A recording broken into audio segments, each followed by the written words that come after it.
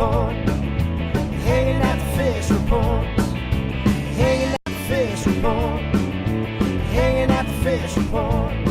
For your latest news in high school sports, tune in to the fish report. Don't need no bed, don't need no pull. When you tune in to the fish report. Hanging at the fish report. Hanging at the fish report. You got Craig and TK and FFT tuned in at the fish report.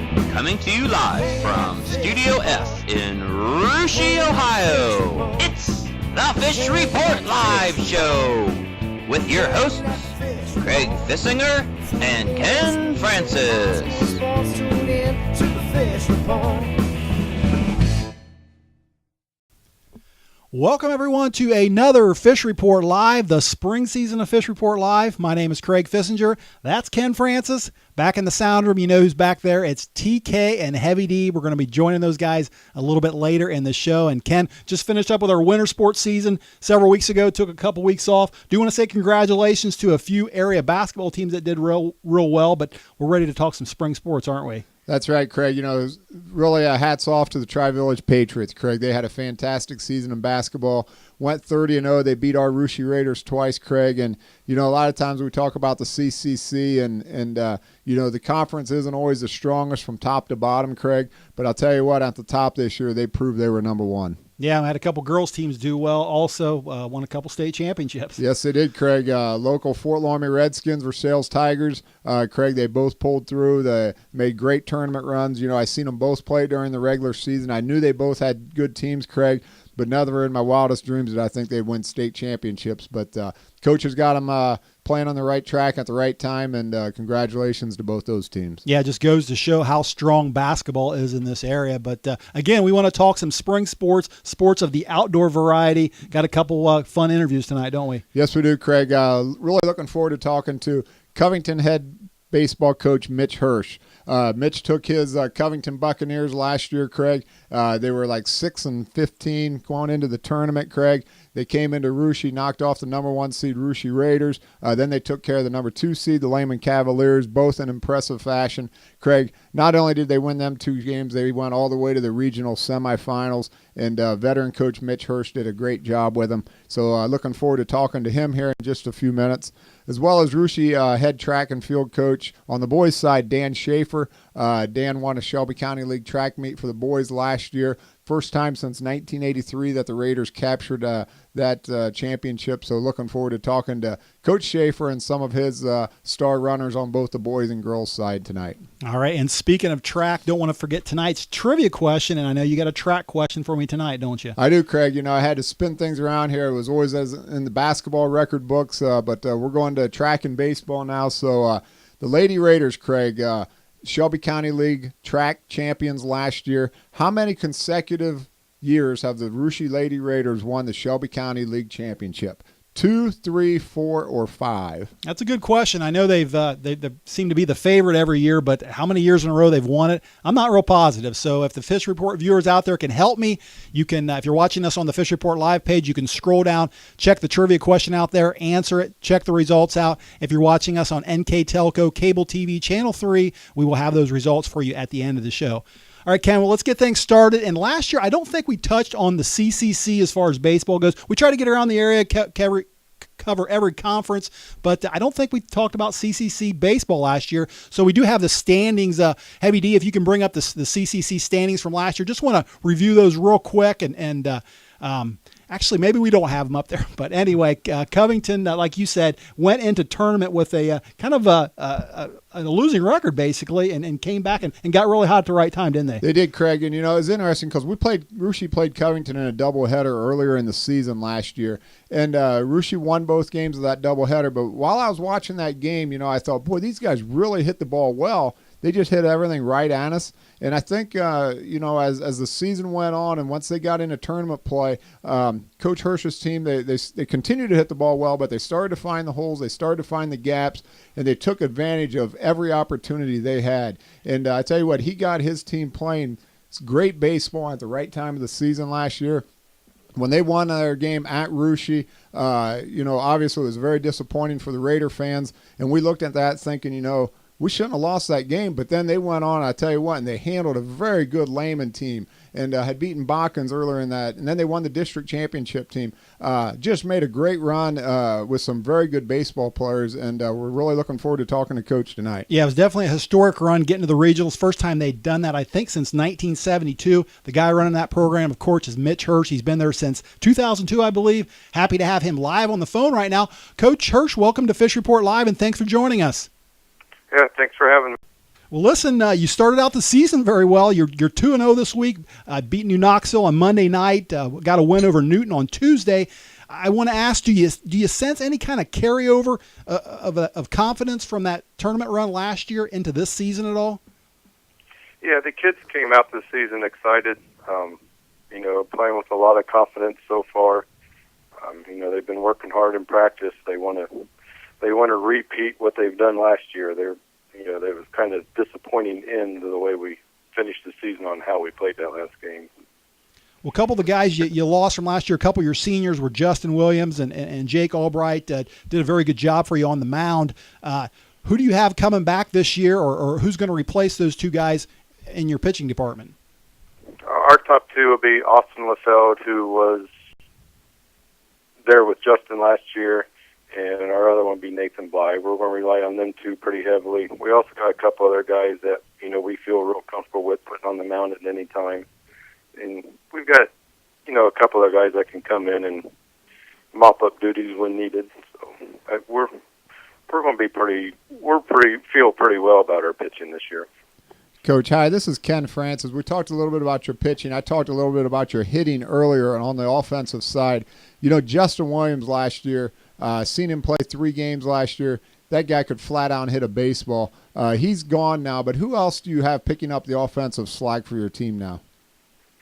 It's going to be hard. You can't replace the Justin Williams, but so far this year, Nathan Bly's come through with some big hits. Austin LaFeld's came through with some big hits. We're hitting the ball pretty well right now. Right now, we're just hitting it right at people. Our strikeouts are down, so I'm happy with that. We're making good contact, and as the year goes, the timing will come, and it'll come around. You mentioned the season did not end as you would hope last year. They typically don't, unfortunately. But your team committed a few errors in the regional semifinal game. Have you stressed defense, or have you working? Have the kids remembered that, and what are you doing to improve upon your defense? Yeah, we are stressing defense a lot this year, and I think a lot of that last year was nerves. For never being there before, the kids were kind of nervous before the game started, and I sensed that. But it's hard to get them out of that when you're that far in the tournament. And some of the errors that we made last year, in that game, those kids throughout the whole year have been making plays all year. And in that game, we just made some uncharacteristic errors during that game. But so far this year, we've been playing really good defense. Well, that happens to every team at some point in the season, and everybody's going to have error games, and you just got to look past those. So let's talk a little bit about this season. Okay, we talked about last season. This season's, like Craig says, off to a 2-0 start. You're supposed to play Tri-Village Thursday. I assume that game's going to be canceled due to their success on the hard court. But doubleheader with Lehman on Saturday. What do you know about the Cavaliers? I know quite a bit about them. I think they're a very good baseball team. What's your thoughts coming into Coach King, taking on Coach King's team on Saturday? So far, our game tomorrow is actually on. They have not canceled that because of basketball, so I was kind of surprised too. But Lehman's going to be very good this year. They got a lot of kids coming back off of last year's team, and they're going to be after us Saturday for knocking them out last year. But they're going to be, I think they're going to be one of the top teams in the area again this year. Yeah, that's for sure. They've got a couple really nice pitchers over there. They hit the ball very well, and they sure do like to run the bases. So you guys had a huge win last year against them. You followed that Lehman game up there by beating Lehman after you had beat Russia Raiders. So, again, congratulations on a great tournament run. Good luck to you this season. And Craig, what else have you got for Coach? I got one more question for him, Coach. We talked about you beating our Russia Raiders last year. In the process, you actually beat Coach Rick Gold, who at one time, I believe, was a coach of yours. So I don't know how old that makes Rick, but explain to us when you played for Coach Gold, and do you still keep in touch with him by any chance? Yes, we talk occasionally off and on, and I played for him from 1984 to 1987, and I also helped or coached with him for 6 years also at Piqua and with Piqua Legion. I mean, it was kind of a bittersweet win, beating him last year. Nice to get the tournament win over a very good Russia team, but at the same time, I also knew that it was most likely his last game, which I hate to see him get out of coaching, but I know a time comes where everybody's got to stop. So. All right, that's good stuff, Coach. Hey, listen, congrats again on a great start to this season, and we look forward to seeing you a little bit later in the month. Okay, thanks. We'll see you over at Covington in a few weeks. All right, thanks. Thank you. All right, that was the head coach of the Covington Buccaneers, Mitch Hirsch. And Ken, like you said, they got hot last year, and I'm sure he's hoping to create a little bit of that magic, maybe during the regular season, though, and roll in the tournament with a good record. That's for sure. Like you said, he lost a huge stick, Craig, and Justin Williams. That guy, he could really put a charge into a baseball.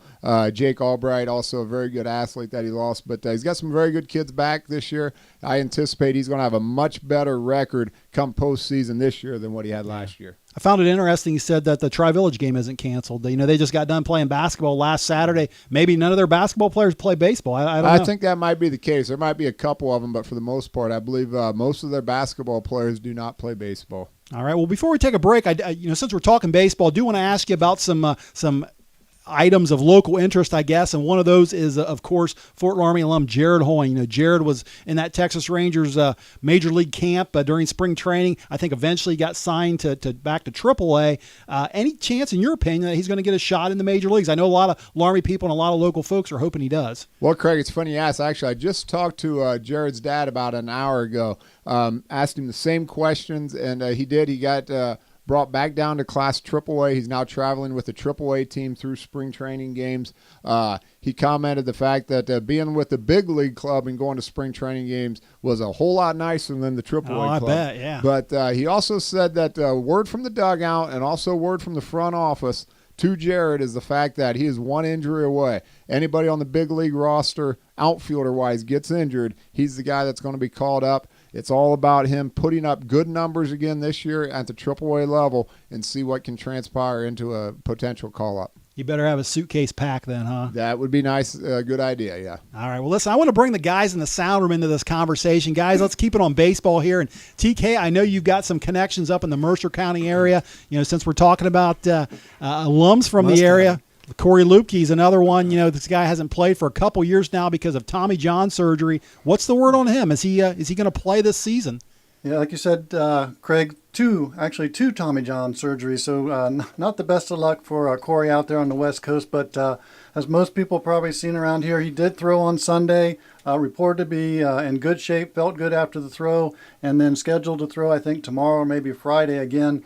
So things are looking good for him. Says his arm feels good according to all the reports that we've heard and people we've talked to. So hopefully he'll turn it around and get back on track, and we'll see him in the major leagues a lot this summer. Yeah, wouldn't that be something to have Corey Lupke, Jared Hoying perhaps, and of course Craig Stammen over there at Versailles, have all three of those guys in the major leagues at one time? Yeah, that would be something else, wouldn't it? And Heavy D, I don't want to forget about you. And since we're talking Major League Baseball, I know you're a Big Reds fan, always have been, a fan of the Big Red Machine back in the day, maybe even a Pete Rose fan. And Pete Rose, I saw he was in the news here recently about perhaps maybe making a compromise with Major League Baseball and not necessarily asking for reinstatement back into baseball. I guess he thinks he's a little too old to get a job in baseball, but maybe just being eligible for the Hall of Fame.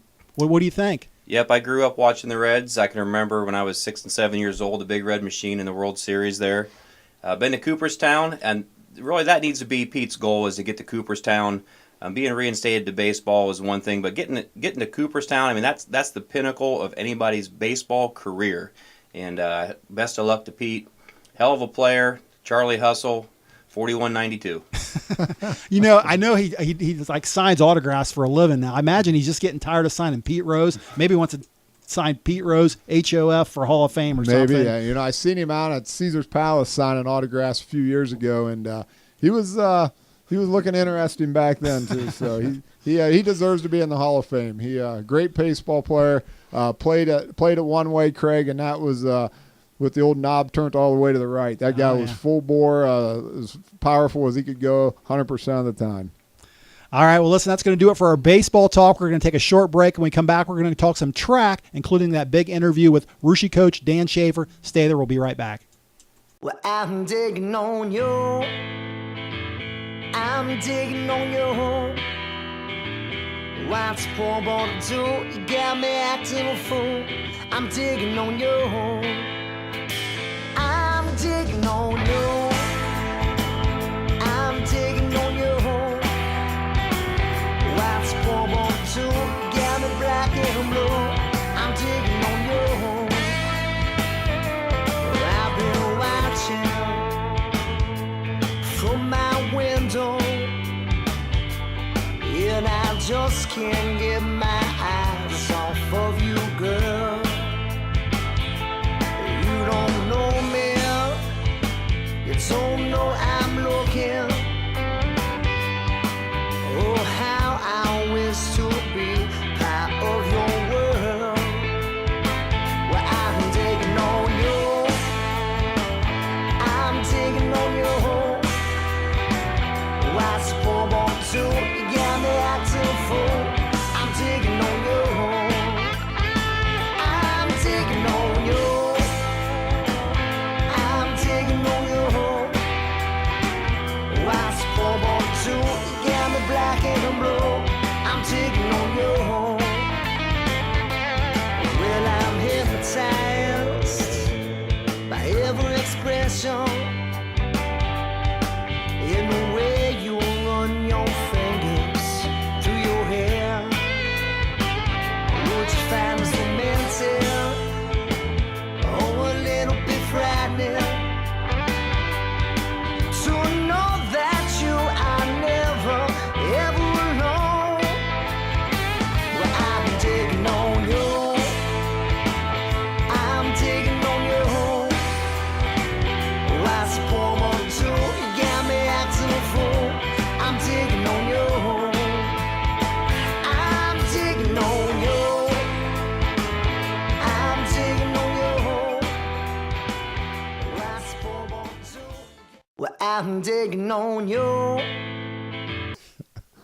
Welcome back to the second half of Fish Report Live. Before the break, we were talking some baseball. We're now going to turn our attention to track, and track is well underway. The annual Versailles Lady Tiger Classic got started or happened this past weekend, and then Tuesday night, the Joe Ward Invite in Sydney.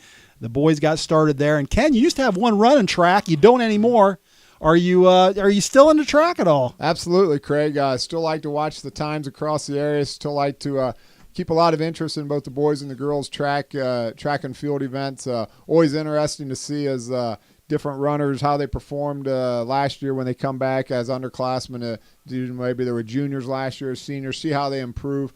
But, yeah, definitely still interested in following the track teams around the area. All right, well, speaking of runners coming back, we're going to focus on the Shelby County Athletic League tonight and want to go over with our viewers maybe a few girls from the Shelby County Athletic League that are coming back this season, maybe that we should keep our eye on. Yeah, Craig, some good ones coming back. Like you said, from Anna, they've got Kennedy Glover coming back. She went to state last year in a couple different events. Bockens has one of the best runners in the area coming back in Chloe Flora. She'll be a very talented runner in the 1,600-meter run. Fort Loramie, Craig, they've got Andrea Meyer coming back in the pole vault. She finished 12th in the state last year. Jackson Center has the discus thrower Nicole Fote. And our Russia Raiders, Craig, they got a plethora of runners coming back, led, of course, by state champion Lauren Heaton. Leah Francis, Craig, she finished 4th in the state last year. Carissa Voizard also placed in the state in one of the relays. And Emily Borchers, Craig, the distance runner for the Raiders, placed 7th last year in the state of Ohio. So some good athletes in the area coming back. We're looking forward to watching them all. Yeah, a lot to look forward to on that girls' side. And the Shelby County boys, not as many that coming back from the state meet, but let's go over a few of those guys to keep an eye on. Yeah, Craig, from Anna should have a very talented track team again this year. Coach Stewart, he's got some talented young, he's got a pole vaulter coming back and Logan Kunst, and also the hurdler, 300-meter hurdler, Grant Glover. Russia, Craig, led by discus thrower, the guy that can just flat out throw the discus, Nick Colby. Placed ninth in the state last year, Craig. If last night or the other night at the Joe Award was any indication of it, Craig, expect big things from Nick Colby this year. All right. Well, the head coach of those Russia Raiders, of course, helping out with the boys and the girls, is Dan Schafer. We're happy to have him live on the phone right now. Coach Schafer, welcome to Fish Report Live, and thanks for joining us. Yeah, thanks, Craig, and thanks for having me on the Fish Report. And I really appreciate everything that you and Ken do for the local sports team. So thank you very much. All right. Well, you're welcome. You've got the season started out very well. The girls, like I said, started this past Saturday in Versailles. The boys got underway last night, Tuesday night in Sydney. Now, I know it's not just you that's helping out there. You got some other coaches as well. Who all coaches the boys and girls besides yourself? Okay, our other head coach is Brad Heaton, and we have some assistants, and Dale Alt, and Mark Travis, and Jacob Epperson, and we also have some volunteers that come in and help with the kids, and that would be Ed Magato and his daughter Taylor Magato, and we also have Jennifer Stevens and Nick Gubo come in and help us out. All right. Well, it's a total team effort then. Last year was a very good season. You won league titles on both the girls and the boys sides. You also returned several athletes that competed in the state meet. Ken just went over those. Expectations have to be pretty high this season. How are you handling those expectations with the kids? Well, for the boys, we have a goal in mind, and what we'd like to do is just try to repeat as county champs. And that was our first title last year since 1983, so it was long overdue. And with the girls, we have a goal in mind for them also, and we're just taking it one step at a time and one meet. And what we're trying to do is just stay healthy and work the girls hard. And if we can just stay healthy, we're going to have some very good results. Coach, hi, this is Ken. Let's look at your boys' team for a second. Let's particularly look at senior Nick Colby. Nick finished ninth in the state meet last year throwing the discus. He's off to a pretty good start again this year, isn't he? Tell us a little bit about Nick. Yeah, Nick last year was really a surprise going into the regional meet and qualified for state and threw very well at state, made state finals in disc. And last night was the first night of the boys at the Sydney Invitational, and with that, he broke his own school record. At 157 feet 5 inches, and he broke his own record of 154.4. So he broke it by over 3 feet, and that wasn't known. He had 3 really good throws. That was like 150s, and then he uncorked on his last one. So yeah, he's expecting to do really well this year. He has lifted since November, and he's gotten a lot stronger. And of course, if anybody ever watched him throw, his form is just better than none. It's just awesome. I don't think I could throw a frisbee that far, Coach, much less a discus. I don't think so either. I think I would put him up against you. Coach, talk about another boy or two. Who else on your team do you expect to contribute to be a consistent point getter for your boys' team this year?